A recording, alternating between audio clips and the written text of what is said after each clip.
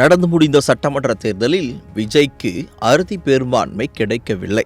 ஒருவேளை கிடைக்கவில்லை என்றால் அதை எப்படி அழைப்பார்கள்?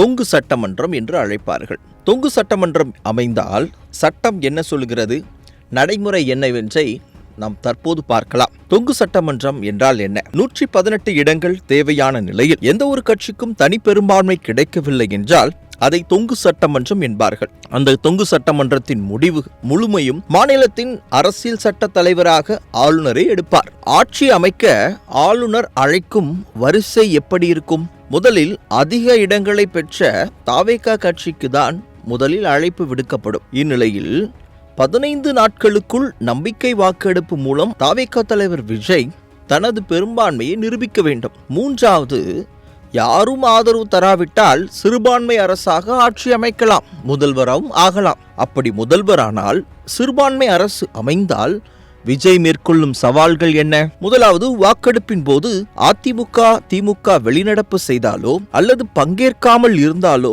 அவையில் இருக்கும் உறுப்பினர்களின் எண்ணிக்கையின் பெரும்பான்மை கிடைத்தால் ஆட்சி தப்பிக்கும். ஒருவேளை முக்கியமான சட்ட மசோதாக்களை நிறைவேற்ற மற்ற கட்சிகளின் ஆதரவு தேவைப்படும். அவர்கள் ஒருவேளை எதிர்த்து வாக்களித்தால் ஆட்சி கவிழும். ஆட்சி கவிழ்ப்பை தவிர்க்க மற்ற கட்சிகளின் எம்எல்ஏக்களை விலைக்கு வாங்கலாம் அல்லது தன்னுடைய கவர்ச்சியின் மூலமாய் விஜய் இழுக்கலாம். அப்படி இழுத்தால் என்ன நடக்கும்?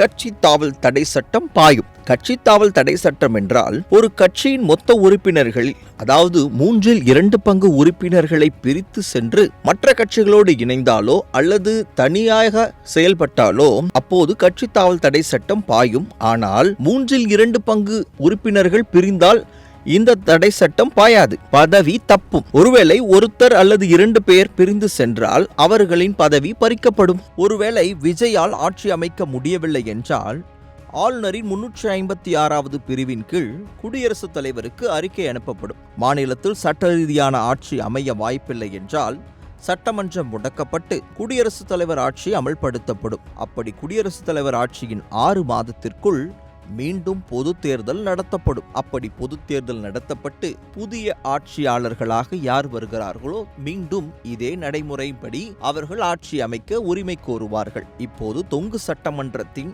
மிக முக்கியமான காலகட்டம். இந்த ஒரு வாரத்திற்குள் விஜய் என்ன முடிவெடுக்கிறார், எப்போது ஆட்சி அமைக்க உரிமை கோருகிறார் அல்லது எப்போது ஆட்சி அதிகாரத்தை கைப்பற்ற எம்எல்ஏக்களை தன்வசம் இழுக்கப் போகிறார், பொறுத்திருந்து பார்க்கலாம்.